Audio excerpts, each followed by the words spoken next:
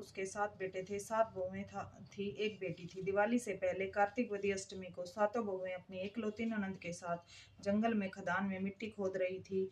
वहीं शाऊ की मान थी। मिट्टी खोदते समय ननंद के हाथ से सेई का बच्चा मर गया। शाऊ माता बोली कि अब मैं तेरी कोख बांधूंगी। तब ननंद अपने सातों भाभियों से बोली कि तुम में से मेरे बदले कोई अपनी कोख बंधवा लो। सब भाभियों ने अपनी कोख बंधवाने से मना कर दिया। तब परंतु छोटी भाभी ने सोचने लगी, यदि मैं कोख नहीं बंधवाऊंगी तो सासू जी नाराज हो जाएंगी।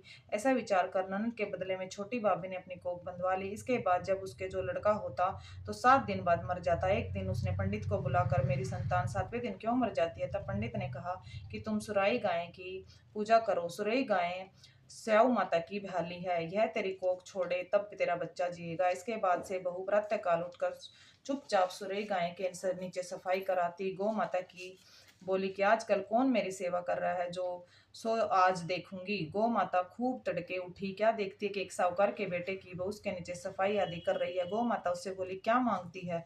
तब साहूकार की बहू बोली, शाहू माता तुम्हारी बहली है और उसने मेरी कोख बांध रखी है, सो मेरी कोख खुलवा दो। गौ माता ने कहा, अच्छा अब तो गौ माता समुद्र पार बहेली के पास उसको लेकर चली गई। रास्ते में कड़ी धूप थी, सो वे दोनों एक पेड़ के नीचे बैठ गई। थोड़ी देर में एक सांप आया और उसी पेड़ पर गरुड़ पंखनी का बच्चा था, उसको डसने लगा। तब साहूकार की बहू ने सांप मारकर ढाल के नीचे दबा दिया और बच्चों को बचा लिया।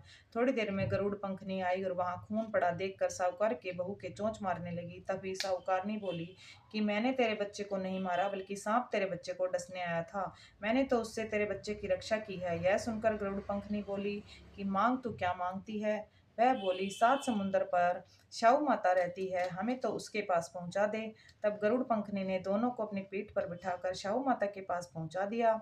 शाहू माता उन्हें देखकर बोली कि मैंने तेरे बच्चे को नहीं मारा, बल्कि सांप के बच्चे को डसने आया था। मैंने तो उससे तेरे बच्चे की रक्षा की है। सुनकर गरुड़ पंखनी बोली कि मांग तू क्या मांगती है?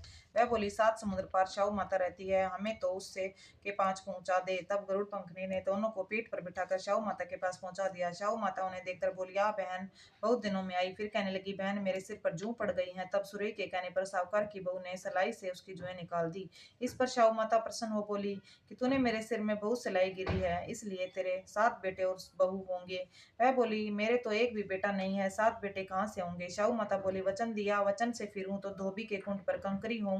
तब साहूकार की बहू बोली, मेरी कोख तो तुम्हारे पास बंद पड़ी है। यह सुनकर शाहू माता बोली, तूने मुझे ठग लिया, मैं तेरी कोख खोलती हूँ नहीं, परंतु अब खोलनी पड़ेगी। जा, तेरे घर तुझे 7 बेटे और 7 बहुएं मिलेंगे, तू जाकर उजमन करियो। 7 बहुओं बनाकर 7 कढ़ाई करियो। वह लौट कर घर आई तो वहां देखा 7 बेटे और 7 बहुएं बैठे हैं। वह खुश हो गई। उसने 7 होई बनाई, 7 उजमन किए तथा 7 कढ़ाई की। रात्रि के समय जेठानी आपस में कहने लगी, जल्दी जल्दी धोख पूजा कर लो, कहीं छोटी बच्चों को याद करके रोने ना पड़े। थोड़ी देर में उन्होंने अपने बच्चों से कहा, अपनी चाची के घर जाकर देखो, आज वह अभी तक रोई क्यों नहीं? बच्चों ने जाकर कहा कि चाची तो कुछ मान रही है, कुछ खूब उजमन हो रहा है। यह सुनते जेठानिया दौड़ी दौड़ी घर आई और जाकर कहने लगी कि तूने कोख कैसे छुड़वाई? वह बोली, तुमने तो कोख बंधवाई नहीं, सो मैंने कोख बंधा ली थी। अब शाहू माता की कृपा से मेरी कोख खोल दी है। शाहू माता ने जिस प्रकार उस साहूकार की बहू की कोख खोली, उसी प्रकार हमारी भी खोलियो। कहने वाले और सुनने वाले की तथा सब परिवार की कोख खोलियो। जय माता दी। जय हो माता।